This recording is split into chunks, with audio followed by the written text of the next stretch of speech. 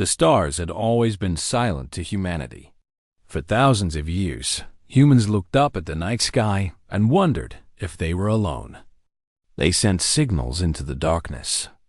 They built telescopes and listened for any sound. Nothing ever answered back until the day the Galactic Empire found Earth.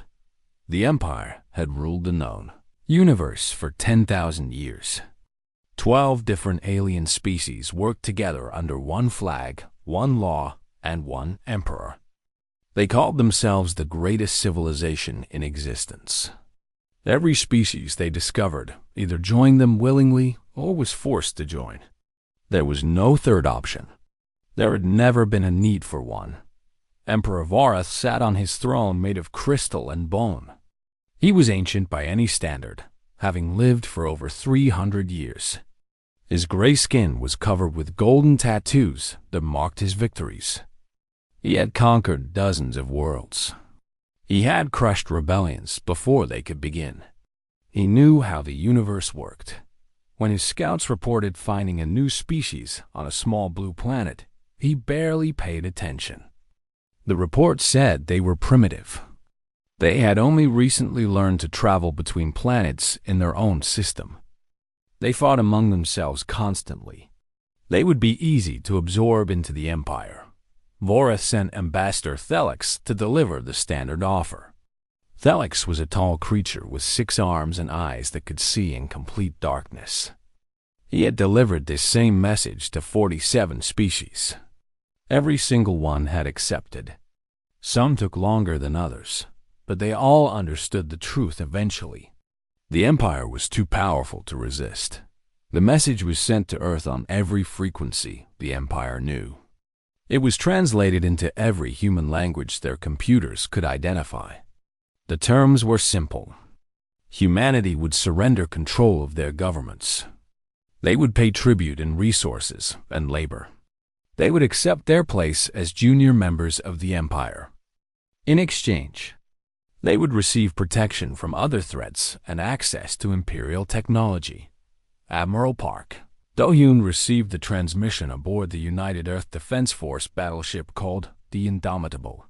He was a serious man with gray hair and calm eyes that had seen too many battles. He had spent his entire life preparing for threats to Earth. He never imagined the threat would come from beyond the stars. His second-in-command, Captain Kim Yuna, stood beside him as they read the message together. She was younger than him, with sharp features and a reputation for speaking her mind, even when it caused trouble. The bridge was silent as the crew waited for someone to speak. Do-hyun read the terms again. Surrender sovereignty. Pay tribute. Accept second-class citizenship. The words burned in his mind like fire. Yuna laughed. It was not a happy sound. It was bitter and cold. They want us to kneel, she said. Do-hyun nodded slowly. He looked around at his crew. These were soldiers who had sworn to protect Earth and its people. They had trained for years. They had sacrificed everything. And now an alien empire was telling them to give up without a fight. He turned back to the communication console. His fingers hovered over the controls. "Sir," his communications officer said nervously, "what should we tell them?" Do-hyun thought about his family back on Earth. He thought about his daughter who wanted to be a pilot someday. He thought about all of the generations of humans who had struggled and fought, and died so that their children could have a better future. He pressed the button and sent a single word in response. No. Then a V message traveled across space at the speed of light. When it reached Ambassador Thelix, the alien did not understand. His translator repeated the words several times. No, a refusal. A rejection of the Empire's generous offer. Thelix assumed there had been a mistake. Perhaps the humans did not understand what they were being offered. Perhaps the translation had failed somehow. He sent the message again, this time with more detail about the benefits of joining the Empire. The response from humanity was silence. Hours passed. Then days. The Empire waited for an answer that never came. Emperor Varath was confused at first. Then he became annoyed. No species had ever simply ignored the Empire before. It was unthinkable. It was an insult to everything the Empire represented. He summoned his advisors to discuss this strange new species. They studied the reports from the scouts. They analyzed human history, their wars, their art, their science. What they found disturbed them. Humans were not like other species. They did not form one government under one leader. They constantly fought among themselves over land, resources, and ideas. They were unpredictable. They were chaotic. And yet somehow, despite all their internal conflicts, they had survived and grown stronger. One advisor suggested that humans were simply too primitive to understand the offer. They needed time to comprehend their situation. Another advisor disagreed. He believed humans understood perfectly well. They simply did not care. This idea was so strange that the other advisors laughed at him. Varath listened to all of them. Then he made his decision. If humanity would not listen to words, they would listen to power. He would send a fleet to orbit their world. He would show them the strength of the Empire. Once they saw the might arrayed against them, they would understand their situation and beg to join. This had worked before. It would work again. 500 warships began their journey toward Earth. Each ship was larger than anything humans had ever built.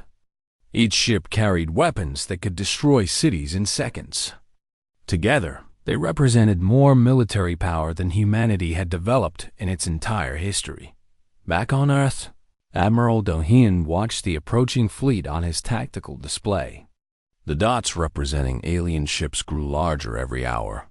Captain Yuna stood beside him again. "They're coming to scare us," she said. "Yes," Dohyun agreed. "Will it work?" Dohyun thought about his answer carefully.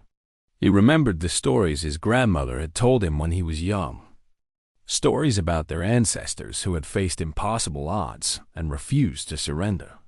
Stories about the human spirit that could not be broken by any force. "No," he said finally. "It will not work."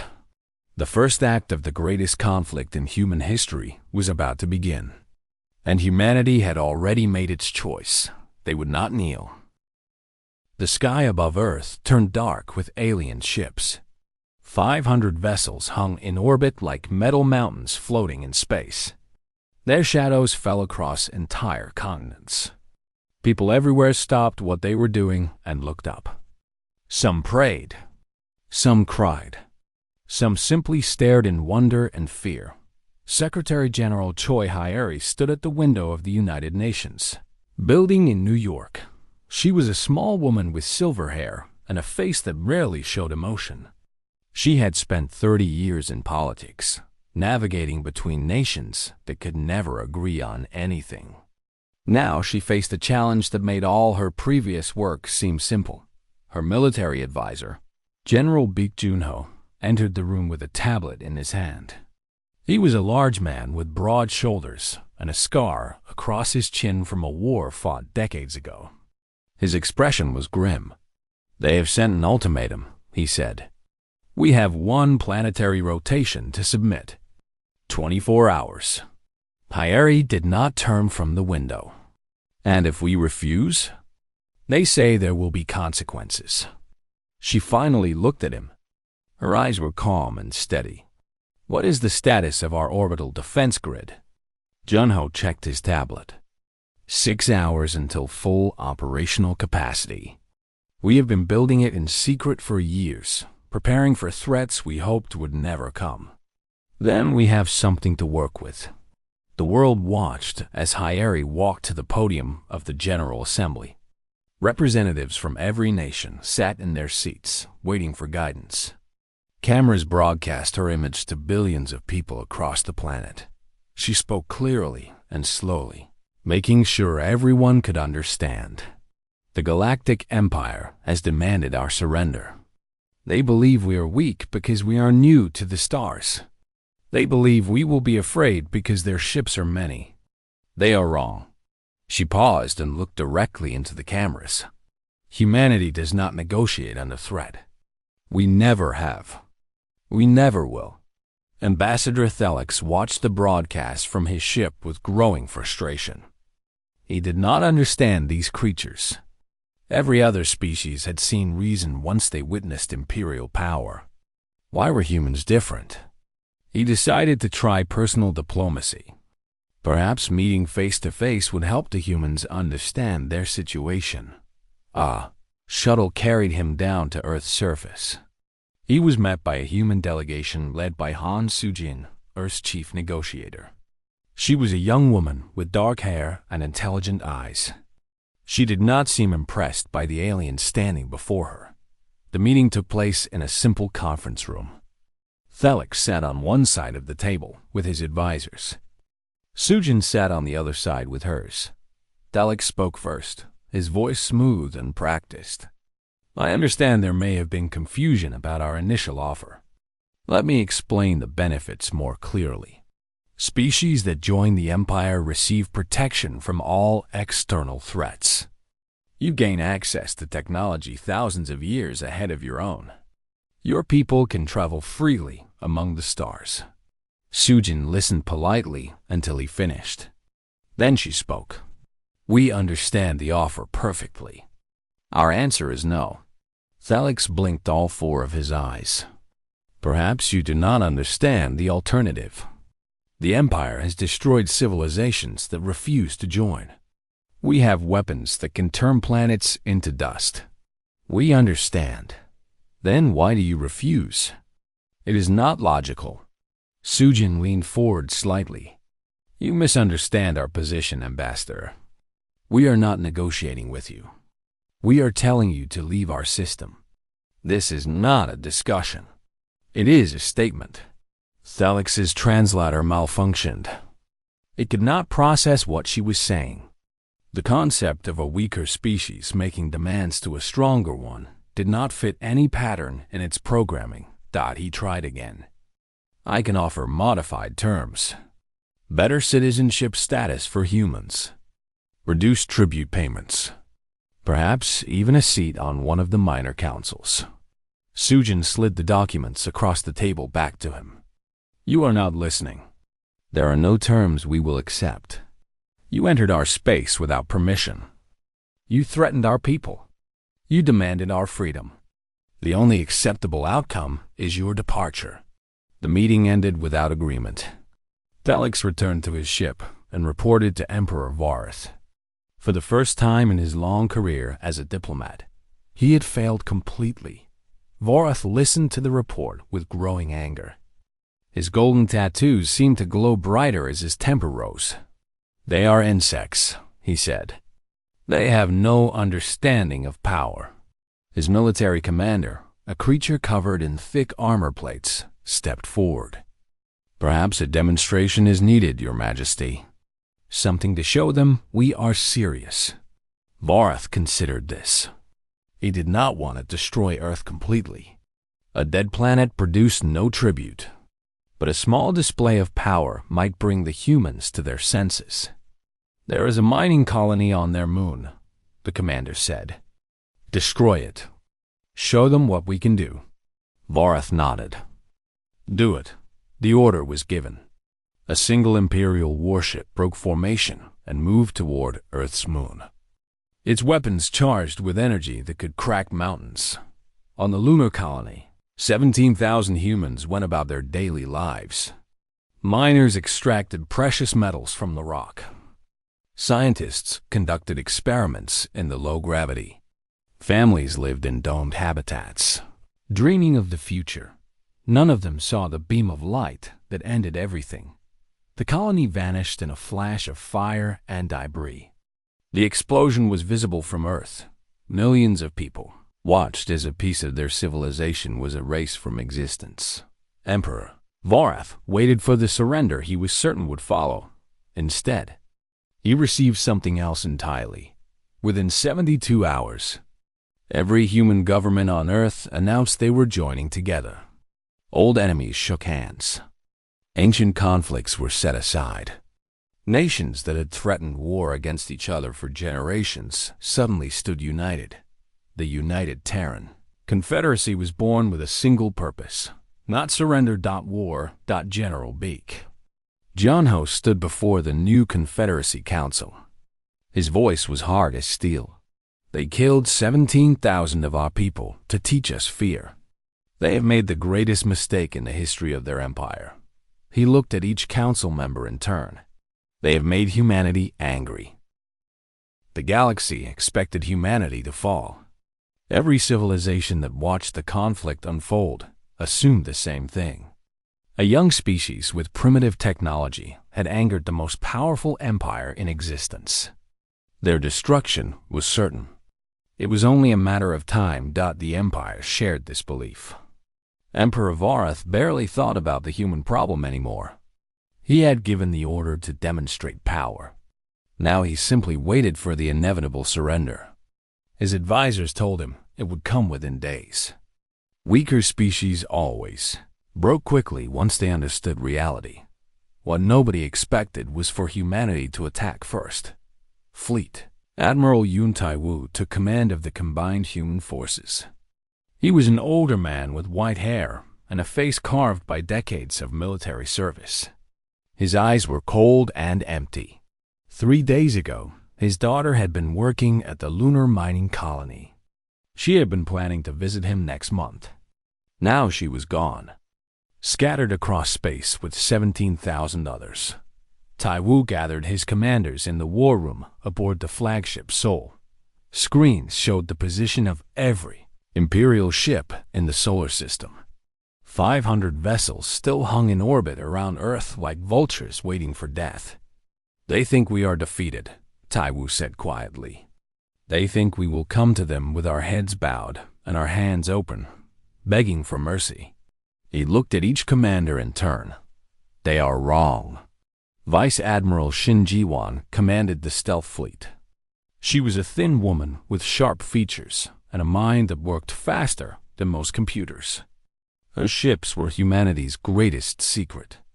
They used technology that bent light around their hulls, making them invisible to every sensor the Empire possessed. For months, her ships had been watching the aliens. They mapped patrol routes. They studied weapon systems. They found weaknesses that the Empire did not know existed. I know where their forward command station is, Ji-won said. It controls all communications for this sector. If we destroy it, their fleet will be blind and deaf. Tai-Wu nodded. Can you reach it? We can reach it. But getting inside will require ground forces. Colonel Lee Min-ho stepped forward.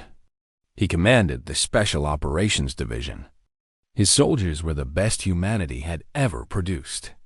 They trained for years to face situations that seemed impossible. My teams are ready, Min-ho said. Give us a target, and we will take it. The plan was simple in concept, but incredibly dangerous in execution. Ji-won's stealth ships would carry Min-ho's soldiers past the Imperial fleet. They would board the command station and capture it. Then humanity would broadcast a message to the entire galaxy. The operation began 12 hours later. 3 stealth ships slipped through the Imperial formation like ghosts. Their engines ran silent. Their hulls reflected nothing. Alien sensors swept past them again and again, without detecting anything unusual. Mene Yayo sat in the cargo bay with his soldiers. They checked their weapons and equipment in silence. Each of them had volunteered for this mission, knowing they might not return. Each of them had lost someone in the lunar colony attack. Each of them had stopped being afraid. The command station appeared on their screens. It was a massive structure covered with communication dishes and weapon platforms. Hundreds of aliens worked inside, coordinating the movements of the entire Imperial fleet. Min-ho's ship attached to an airlock on the station's lower section. The soldiers moved quickly and quietly through the corridors. They encountered guards and eliminated them before alarms could be raised. Years of training guided their movements. They flowed through the station like water through cracks in stone. The control room fell in minutes. Alien operators surrendered when they saw human weapons pointed at their heads. They could not understand how anyone had reached this place. It should have been impossible. Minho stood before the main communication console. His technicians worked quickly to patch into the Imperial network. When they finished, they had access to every communication channel in the sector. He pressed the broadcast button and spoke clearly. "This is Colonel A. Minho of the United Terran Confederacy. We have captured your command station. Your fleet is now isolated. We want you to understand something very clearly." He paused, making sure his next words would be heard across the stars. "Humanity remembers. Humanity will respond." The message spread across the galaxy at the speed of light. Species that had never heard of humanity now knew their name. Empires and kingdoms and republics that had ignored the conflict suddenly paid attention. Back in Earth's solar system, the Imperial fleet fell into chaos. Their communications were gone. Their coordination collapsed. Ships that had moved as one unified force now drifted without direction. Admiral Park Do-hyun saw his opportunity. The Indomitable led the attack, followed by every combat vessel humanity possessed. They were outnumbered 5-1. They did not care. Human ships were smaller than Imperial vessels. They were faster and more agile. Their weapons were crude compared to alien technology. But the people inside them fought with something the Empire had never faced before. They fought with rage. Pilot Kang Yoonji flew her fighter straight into a gap in an Imperial carrier's shields. Her squadron followed her through. They destroyed power generators and weapon systems from inside the massive ship.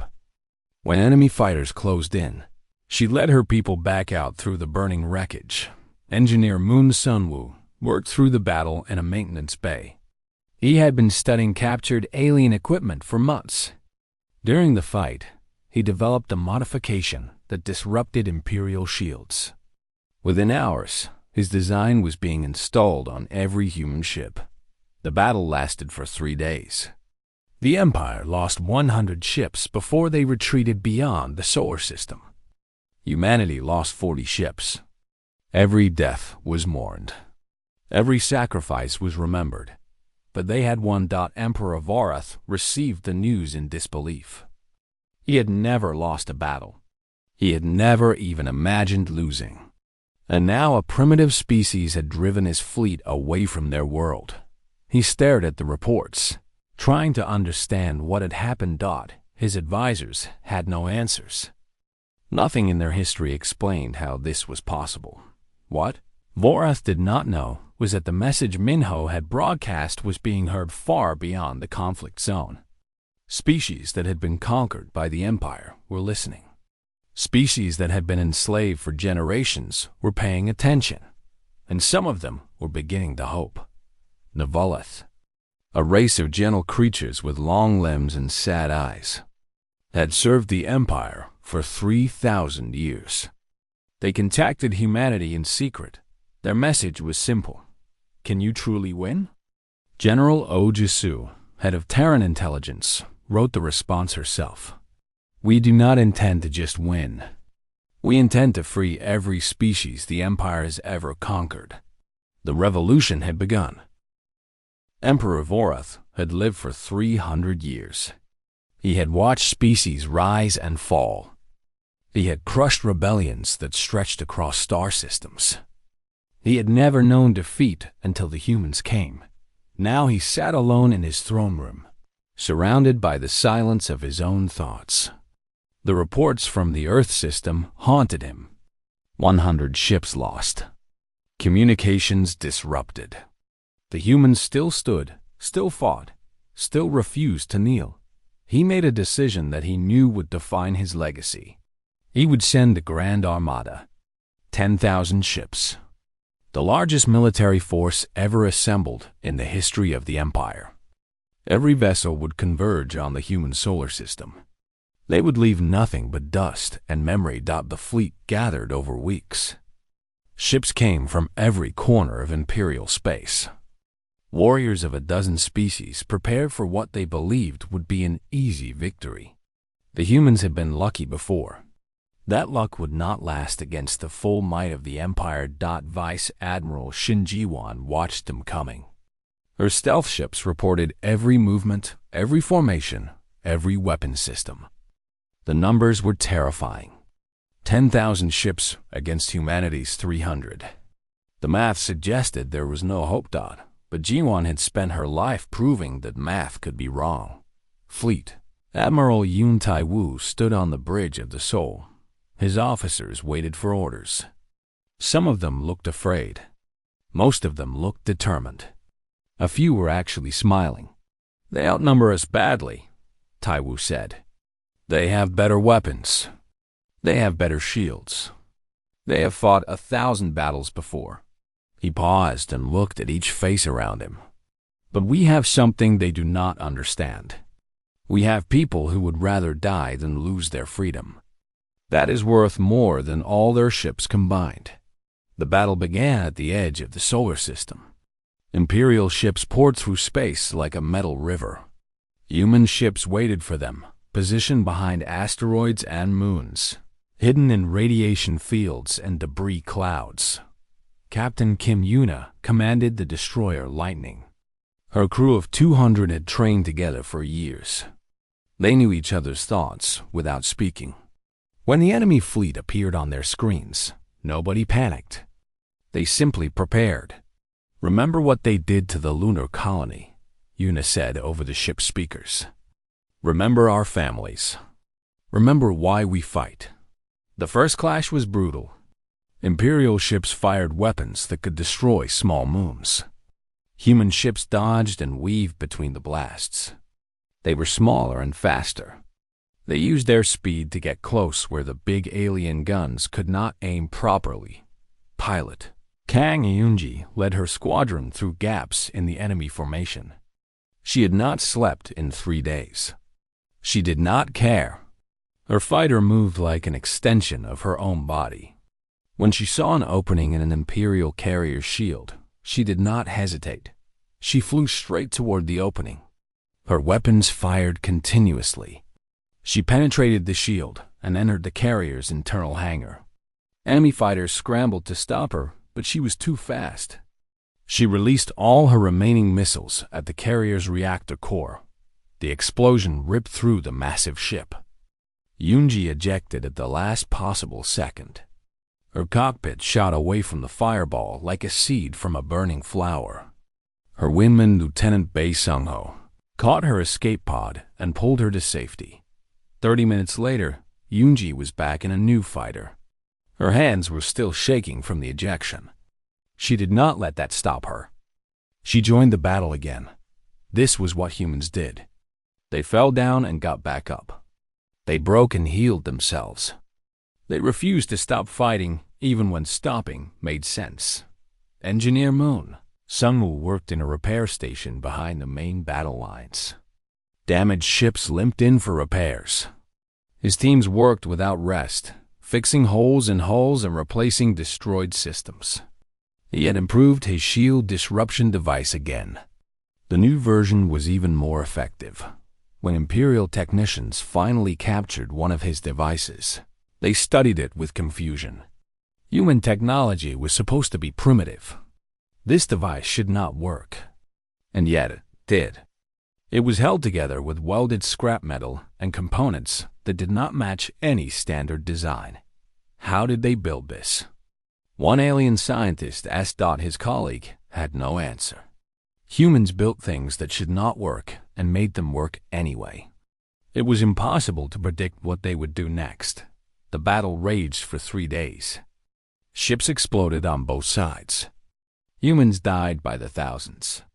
But they kept fighting. They kept pushing. They kept refusing to accept defeat. On the second day, something changed. The Imperial formation began to weaken. Ships that had fought as a unified force started operating alone. Commanders who had never faced real resistance made mistakes. The human tactic of constant, unpredictable attacks was breaking their discipline. By the third day, The Empire had lost 4,000 ships. Humanity had lost 800. The numbers still favored the Empire, but the momentum had shifted. Imperial commanders began requesting permission to retreat. Emperor Vareth denied every request. He could not accept defeat.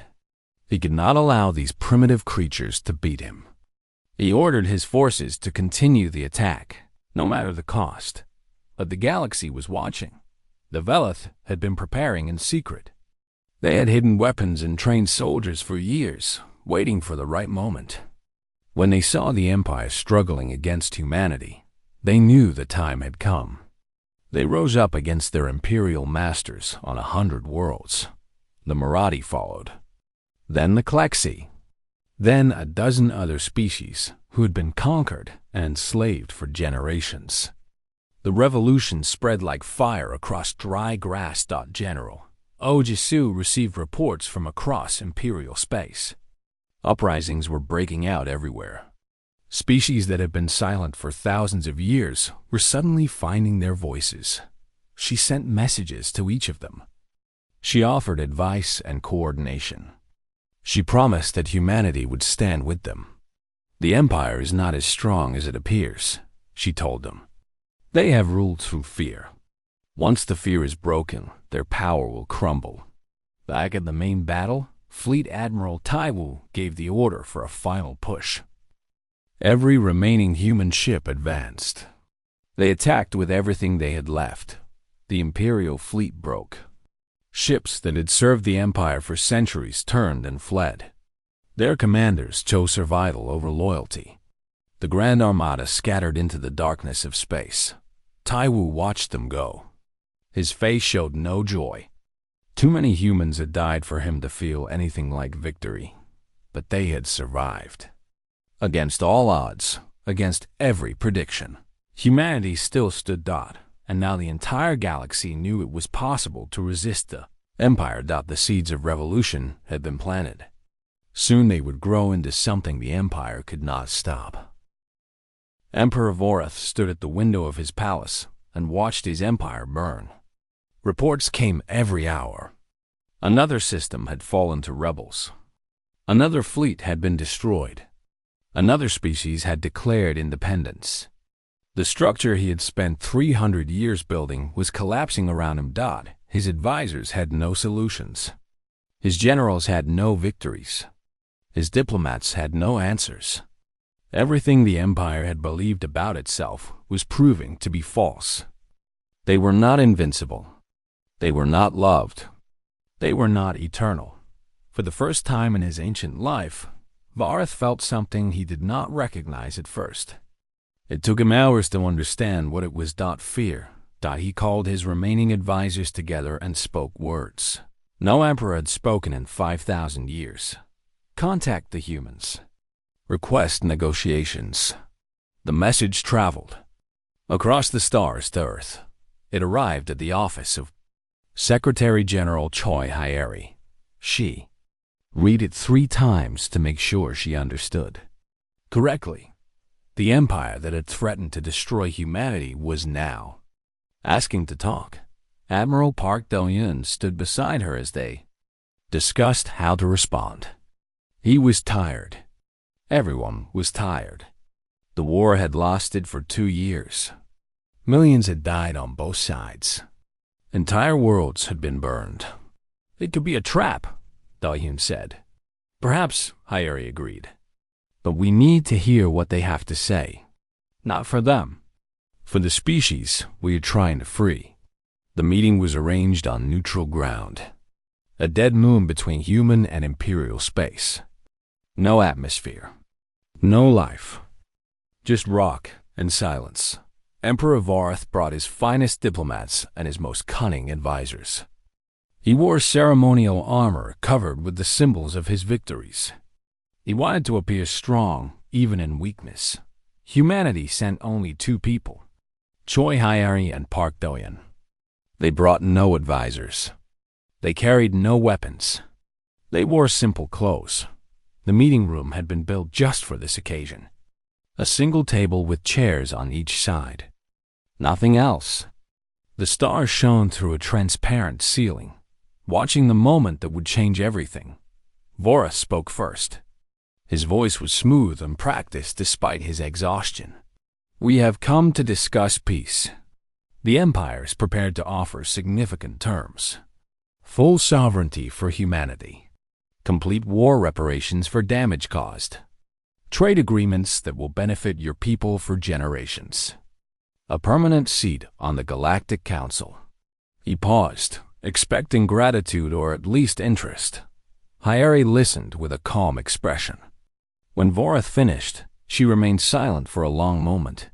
"You killed 17,000 of our people," she finally said. "You did this to teach us fear.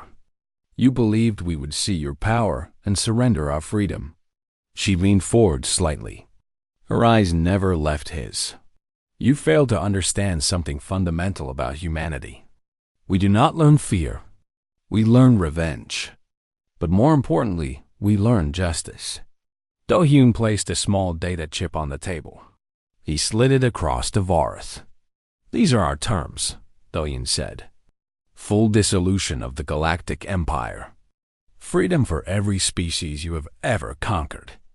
War crime tribunals for military leaders who ordered attacks on civilian populations." Vorath stared at the chip without touching it. "You cannot be serious. The Empire has existed for 10,000 years. You cannot simply destroy it." "We are not destroying anything," Hyeri replied. "We are ending a system built on slavery and fear. The species you conquered will decide their own futures. They will build their own governments. They will make their own choices. And if we refuse these terms..." Hyeri stood. Her small figure cast a long shadow across the table. "Then we will burn every imperial world until there is no empire left to refuse. We have fought your armies. We have broken your fleets. We have proven that your power was always an illusion. Do not test us again." The room fell silent. Vorath looked at the human delegation. He had conquered dozens of species. He had seen countless warriors and leaders. He had never seen anything like the absolute, unwavering certainty staring back at him. These were people who had chosen death over submission. They had united their entire species in months. They had inspired revolutions across the galaxy. They would not stop fighting until they achieved their goals or died trying. And Vorath understood, finally, that there was no way to defeat them. He reached for the data chip. His hand trembled slightly. Then he pressed his thumb against it, recording his acceptance. The Galactic Empire officially ended in that moment. 10,000 years of history dissolved with a single signature dot. The news spread across the stars within hours. On 100 worlds, former slaves celebrated their freedom. Species that had forgotten what independence felt like began learning again. A new era was beginning. The years that followed were difficult. Rebuilding was harder than destroying. Old conflicts between former imperial subjects threatened to become new wars. Resources were scarce. Trust was hard to earn. But humanity did not abandon the galaxy to chaos. They helped build something new. A galactic federation based on equality instead of domination. Member species joined voluntarily. Decisions were made together. No single power controlled everything. Admiral Park Do-hyun retired after the Federation was established. He bought a small house overlooking the ocean on a quiet part of Earth. He planted a garden. He learned to cook. He tried to remember what peace felt like. He also wrote letters. Thousands of them. One to the family of every soldier who had died under his command. He told them how their loved ones had fought. He told them why it had mattered. He promised that their sacrifice would never be forgotten. Years later, a journalist traveled to his house for an interview. The galaxy still talked about the human who had led fleets against impossible odds. They wanted to know his secrets. Do-hyun welcomed the journalist and made tea. They sat on his porch and watched the waves crash against the shore. What made humanity different? The journalist asked. How did you defeat an empire that had ruled for 10,000 years? Do-Hyun thought about the question for a long time. He thought about Captain Yuna and her brave destroyer crew. He thought about Colonel Minho storming the command station. He thought about Pilot Yoonji flying into fire and emerging alive. He thought about all the ordinary people who had become heroes. They offered us peace through submission, he finally said. They thought we would trade our freedom for safety. They did not understand that some things are worth dying for. He looked out at the ocean. The sun was setting, painting the water with orange and gold. We chose freedom through fire. And when the fire was done, we built something better from the ashes. That is what humans do. We endure. We overcome. We remember. He smiled, but his eyes were distant, seeing ghosts from battles long past. And we never, ever kneel. The journalist wrote down his words. They would be read across the galaxy. They would inspire species that had not yet been born. They would become part of the story humanity told about itself, not a story of perfect heroes, not a story without pain or loss, but a story of ordinary people who refused to accept defeat, a story of courage that burned brighter than any star. The universe was vast and full of dangers. New threats would come. New challenges would arise, but humanity would face them together. They would face them standing tall. They would face them unbroken.